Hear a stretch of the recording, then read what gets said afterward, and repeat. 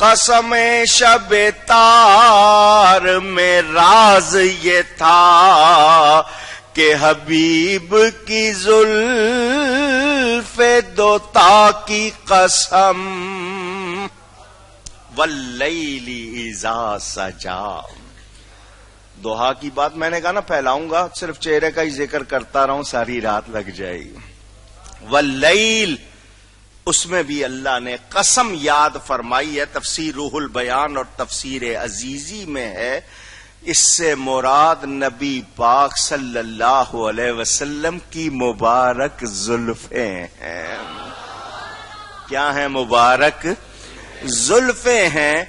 یہی وجہ ہے کہ صحابہ تڑپتے تھے کہ ہمیں ایک بال مبارک مل جائے.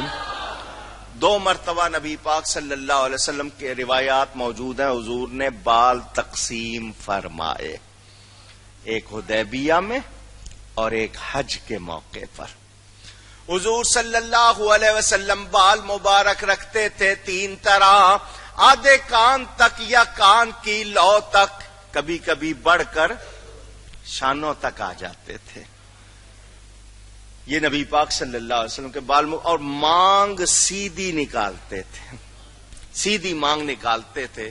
حضور صلی اللہ علیہ وسلم نے بلایا حجام کو، فرمایا میرے بال تراشو. اس نے دائیں طرف کے تراشے.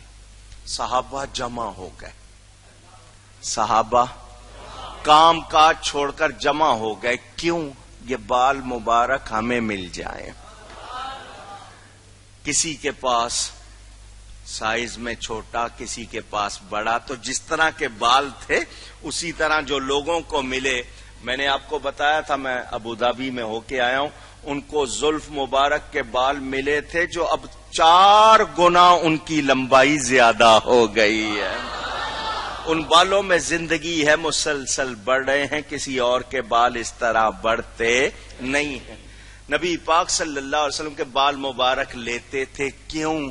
ان کو پتا تھا نبی پاک ہیں، ان کی ہر چیز پاک ہے، ان کی سب چیزیں پاک. بال مبارک لیں گے اس سے برکت لیں گے، چنانچہ صحابہ برکت لیتے تھے.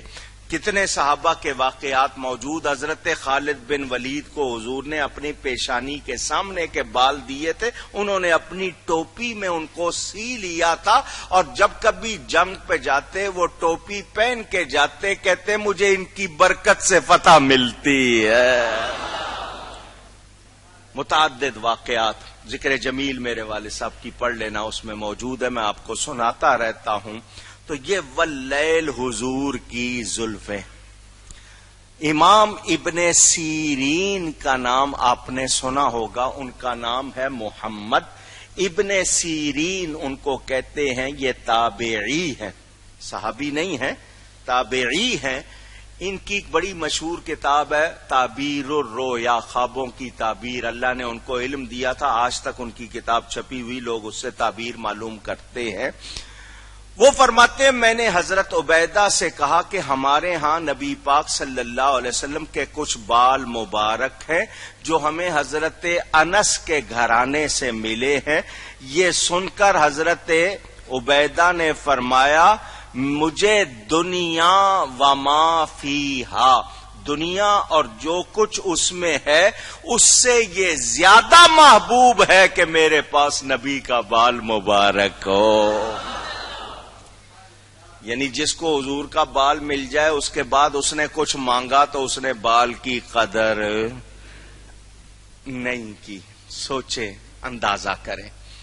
حضرت انس رضی اللہ تعالی عنہ، یہ مشکات شریف میں حدیث، مسلم میں موجود، کہ میں نے رسول اللہ صلی اللہ علیہ وسلم کو دیکھا، حجام آپ کے سر مبارک کے بال تراش رہا تھا اور آپ کے اصحاب آپ کے گرد حلقہ باندھے ہوئے تھے.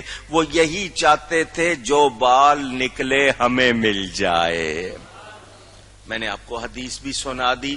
حضور صلی اللہ علیہ وسلم نے خود حضرت ابو طلحہ کو فرمایا، یہ حضرت انس کے والد، ان کو فرمایا اس کو لوگوں میں تقسیم کر دو. پتہ چلا تبرکات سے، فیوزات سے متمتع ہونا، فائدہ حاصل کرنا صحابہ کا طریقہ ہے. صحابہ کا صحابہ کا. آج جو لوگ کہتے ہیں نہیں کچھ نہیں رکھا کسی چیز میں، ان کی چیزوں میں کچھ نہیں رکھا، ان کی چیزوں میں اونچی. اور اللہ والوں میں کیا کیا برکت ہے ان کو معلوم، کیونکہ ان میں کوئی اللہ والا ہوتا تو ان کو پتا ہوتا. ہمارے پاس ہیں، ہمیں پتا، ہم جانتے ہیں. تو اللہ تعالی نے نبی پاک کے چہرے اور زلفوں کی قسم یاد فرمائی.